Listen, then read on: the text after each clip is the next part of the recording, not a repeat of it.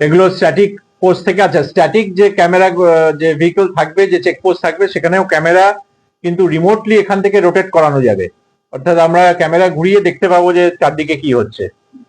Next, এইটা হচ্ছে একটা টিপিক্যাল পোলিং বুথের ছবি, কিরকম ভাবে অ্যারেঞ্জমেন্টটা থাকবে। সাধারণভাবে আপনারা দেখছেন পোলিং অফিসিয়ালরা আছে, প্রিসাইডিং অফিসার বসে আছেন সামনের একটি টেবিলে, এবং এখানে দুটো কিউতে মহিলা এবং পুরুষ তারা ঢুকবেন।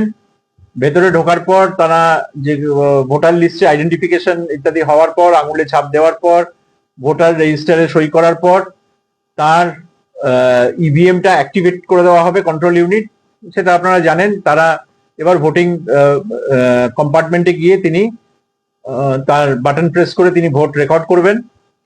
সিসিটিভি এমন ভাবে বসানো থাকবে যাতে ভোটিং কম্পার্টমেন্ট, আপনি দেখুন এই যে সিসিটিভিটা উপরের বাঁদিকে লাগানো আছে ওয়েবক্যাম, যেটা আপনার পুরোটা আপনার পোলিং এজেন্ট থেকে শুরু করে পোলিং পার্সোনেল এবং ভোটিং কম্পার্টমেন্ট, কিন্তু ইভিএম নয়, ইভিএম দেখতে পাওয়া যাবে না, কিন্তু ভোটিং কম্পার্টমেন্টে ভোট দিচ্ছে সেটা বোঝা যাবে।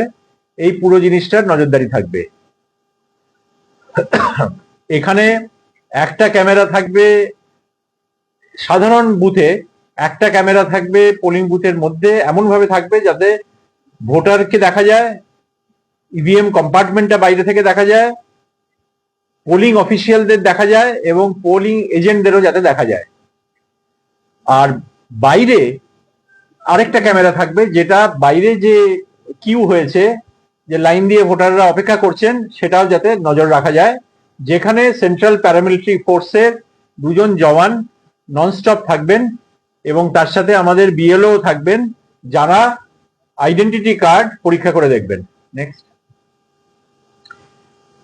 এটা হচ্ছে যেখানে সেন্সিটিভ পোলিং বুথ, সেখানে কিন্তু ভেতরে দুটো ক্যামেরা থাকবে। আপনি দেখতে পাচ্ছেন যে এই যে দুদিক থেকে দুটো ক্যামেরা কভার করবে বুথটাকে, যাতে আরো ভালোভাবে পুরো জায়গাটা কভারেজ করা যায়। এইভাবে জিনিসটা ছবিটা আসবে। নেক্সট, এখানে পোলিং ডে, এটা আমাদের যেটা কালীগঞ্জের যে পোলিং হয়েছিল তার কিছু ছবি আপনাদের পোলিং বুথের মধ্যে থেকে তোলা, কিছু স্টিল, সেটা এখানে দেখানো আছে। নেক্সট,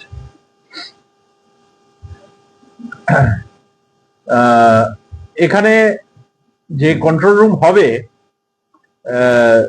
সেটা হচ্ছে মূলত একটা কন্ট্রোল রুম হচ্ছে ফর দ্য মিডিয়া, যেটা 24/7 আমরা আপনাদের ডিসেমিনেট করব। ফার্স্ট কন্ট্রোল রুম যেটা হচ্ছে ফ্লাইং স্কোয়াড, সার্ভিলেন্স, নাকা, এসএসটি, স্ট্যাটিক সার্ভিলেন্স টিম ইত্যাদি, এই চেকপোস্ট, এগুলো সবগুলোই মনিটর করা হবে। এখানে 36টা স্ক্রিন থাকবে, প্রতিটা স্ক্রিনে 12টা করে লোকেশন একই সাথে দেখা সম্ভব হবে এবং এটা 24/7 চলবে। দ্বিতীয় কন্ট্রোল রুম যেটা, সেটা polling activities on poll day, সেটা 36টা স্ক্রিন থাকবে এবং এই প্রতিটা স্ক্রিনে 12টা করে লোকেশন একই সাথে দেখা যাবে। এটা P-5 ডে থেকে চালু হবে, কিন্তু মূলত P-2, P-1 ডে থেকে অ্যাকচুয়ালি বুথগুলো দেখা যাবে, কারণ আমাদের ট্রায়ালের জন্য P-5 বলা আছে, কিন্তু অ্যাকচুয়াল অপারেশনটা P-2, P-1 থেকে শুরু হবে। নেক্সট, এইটা হচ্ছে টিপিক্যাল কন্ট্রোল রুমের স্ট্রাকচার, টিপিক্যাল ডিসপ্লে। নেক্সট, এখানে এখানে 3টে পয়েন্ট আপনাদের খুব পরিষ্কার করে, এটা ইলেকশন কমিশন খুব জোর দিয়েছেন এই 3টে পয়েন্টে, সেটা আপনাদের মাধ্যমেও আমাদের জানিয়ে দিতে হচ্ছে। যে 1 নম্বর হচ্ছে section 58A, representation of people's act 1951। তাতে বলা হয়েছে যে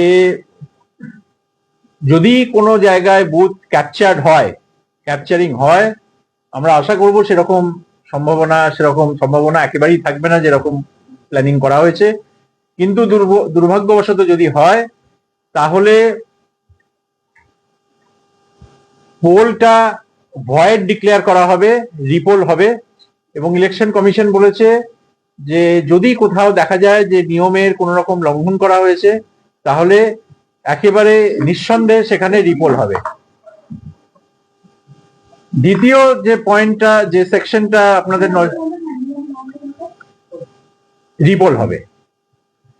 নেক্সট হচ্ছে section 129 representation of people's act. এরকম কিছু কিছু কমপ্লেন আসতেই থাকছে যে কোথাও না কোথাও ইলেকশন অফিসিয়ালরা নিউট্রালি কাজ করছেন না, দু একটা এরকম আমাদেরও নজরে এসছে। সেক্ষেত্রে সেকশন 129 রিপ্রেজেন্টেশন অফ পিপলস অ্যাক্টের যে প্রভিশন আছে সেটা আরেকবার জানিয়ে দিতে বলেছেন। সেটা হলো যে প্রথম কথা হচ্ছে যে ইলেকশনের যারা যুক্ত তারা কোনোভাবেই কোনো ক্যান্ডিডেটের হয়ে ক্যানভাসিং করতে পারবেন না বা কোনো রকম ইনফ্লুয়েন্স করতে পারবেন না। পেনাল্টি হচ্ছে, যদি কেউ ধরা পড়েন এই কাজ করতে গিয়ে, তাহলে 6 মাসের জেল অথবা ফাইন অথবা দুটোই।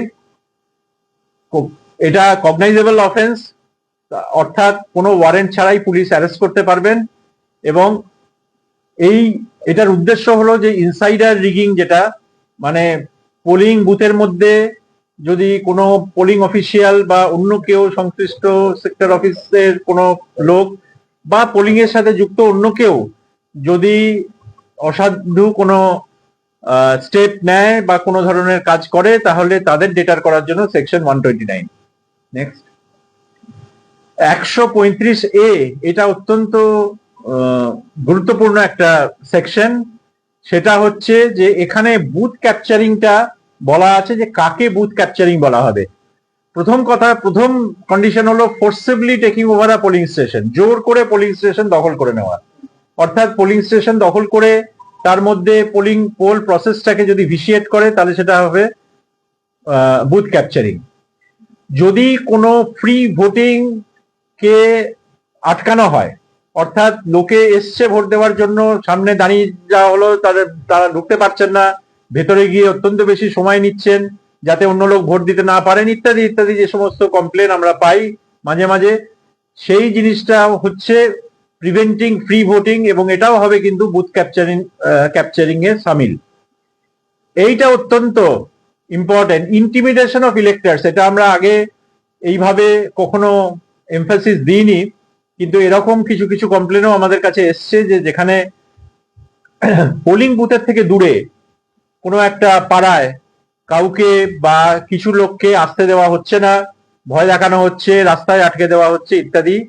সেই ইন্টিমিডেশন অফ পোলিং মানে ভোটার, যেটা পোলিং বুথের মধ্যে নয়, পোলিং বুথের থেকে অন্য জায়গায়, কিন্তু সেই পোলিং বুথে তিনি ভোট দিতে চান কিন্তু দিতে পারছেন না, সেটাও কিন্তু বুথ ক্যাপচারিং এ সামিল হবে। এবং গভর্নমেন্ট সার্ভেন্ট যদি কোনো রকম ভাবে কাউকে সাহায্য করে বুথ ক্যাপচারিং এ, তাহলে তিনিও will be guilty of booth capturing. Punishment হচ্ছে 1 থেকে 3 বছর জেল এবং ফাইন। এবং গভর্নমেন্ট সার্ভেন্টের জন্য এটা একটু অতিরিক্ত পেনাল্টি আছে, 3 থেকে 5 বছরের জেল এবং ফাইন যদি কেউ এই ধরনের কাজ করেন। আমাদের ভিডিও ভালো লাগলে লাইক এবং শেয়ার করুন। কমেন্ট সেকশনে গিয়ে জানান আপনাদের মতামত। আরও ভিডিও পেতে আমাদের চ্যানেল সাবস্ক্রাইব করুন এবং প্রতি মুহূর্তে খবরের আপডেট পেতে প্রেস করুন বেল আইকন।